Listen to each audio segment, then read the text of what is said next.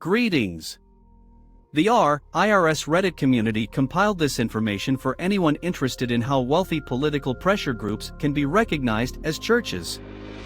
Several major evangelical organizations have recently moved to a new strategy where they shift from a non-profit status to a church status with the IRS, allowing them to keep private exactly how their money is being spent and the salaries of their most highly paid employees while protecting them from LGBTQ and other marginalized groups' lawsuits for discriminatory practices.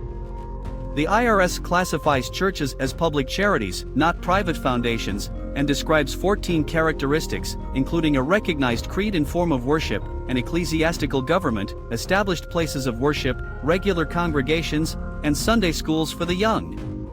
While many of these large ministries include elements of these church descriptions, in the evangelical world, they would usually be called parachurch ministries, supplementing the goals of churches, not replacing them.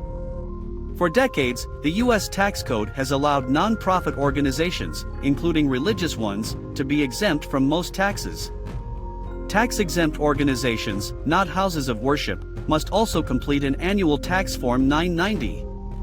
The form includes information about annual revenue, salaries of the highest-paid employees, names of board members and large contractors, and the amount of money the organization spends on administrative costs and fundraising. Identifying as a church was a common practice of televangelists for several years, even though they did not meet the 14 criteria. By not filing Form 990, the organizations could avoid detailing when their leaders spent donor money on mansions, drug and lavish parties, private jets, extramarital affairs, and travel lifestyles.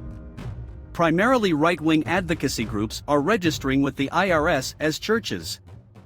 This move allows organizations to shield themselves from some financial reporting requirements and makes avoiding audits and public scrutiny easier. One powerful pressure group said it met 11 of the 14 characteristics that the IRS uses to determine whether an organization is a church, including an established place of worship, a chapel in the organization's Washington, D.C. office building, at which it said it holds services attended by more than 65 people, which are their employees. Their service is the employees' daily tasks. These groups claim that pursuing the classification as an association of churches is not about avoiding transparency. This is about being able to operate according to their biblical faith as a Christian organization in a society that has grown increasingly hostile to fundamental biblical totality. Leaders of the groups also say they are changing their status to avoid administrative costs and that this status with the IRS could allow them extra religious freedom protections in potential lawsuits over the non-inclusion of LGBTQ rights. Their representatives explained that they feel nervous in religious organizations because leaders fear that anti-discrimination policies might interfere with their ability to hire and fire employees based on their sexual orientation or decline to host same-sex services. Those opposed to this liken this to the authoritarian overstepping of intolerant Christian nationalists, that is once again, expecting special treatment for contrived social issues while attacking marginalized groups in a false victim-oppressor scenario.